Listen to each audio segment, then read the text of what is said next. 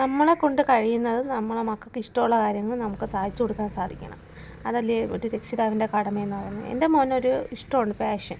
അവന് ക്രിക്കറ്റിന് വലിയ താല്പര്യം. അപ്പോൾ അതിന് വേണ്ടിയിട്ട് ഞങ്ങൾ കോച്ചിങ് സെൻറ്ററിലാണ് വന്നേക്കുന്നത്. കോച്ചിങ് ചെയ്താലേ നമ്മൾ ക്രിക്കറ്റിന് നല്ലൊരു പരിശീലനം ഉണ്ടെങ്കിലല്ലേ എന്തിനും വിജയം ഉണ്ടാകത്തുള്ളൂ. അപ്പോൾ അതിന് വേണ്ടി അവന് കോച്ചിങ് സെൻറ്ററിൽ വന്നിരിക്കുകയാണ്. വൈകുന്നേരമാണ് കോച്ചിങ്. ഒരു 5 മണിക്ക് തുടങ്ങുന്ന കോച്ചിങ് ഒരു 6:30 വരെയൊക്കെ കാണും. അപ്പം ഞാൻ വിട്ടിട്ട് അവിടെ തന്നെ ഇരുന്നിട്ടാണ് ഞാൻ അവനെ വിളിച്ചുകൊണ്ട് പോകുന്ന വഴിക്ക് തന്നെ അവൻ്റെ ഫേവറേറ്റ് സ്പോട്ടായ ദോശക്കടയാണ്. ദോശ മാത്രമല്ല, അത് ടീ സ്റ്റോളാണ്. അപ്പം അവിടെ നിന്ന് ഞങ്ങൾ ദോശ അത് അപ്പോൾ ഞങ്ങൾ പോകുമ്പോഴേ അത് ചുട്ട് തരത്തുള്ളൂ. അപ്പോൾ ചൂടോടെ ചുട്ട് തരുന്നത് കഴിക്കാനാണല്ലോ ടേസ്റ്റ്. എന്നാൽ ഒന്നല്ല, ഒരു 2-3 വാങ്ങിക്കും, മോക്കും കൂടെ വാങ്ങിക്കും. അല്ലെങ്കിൽ പിന്നെ അടിയാവും അവിടെ കിടന്ന്.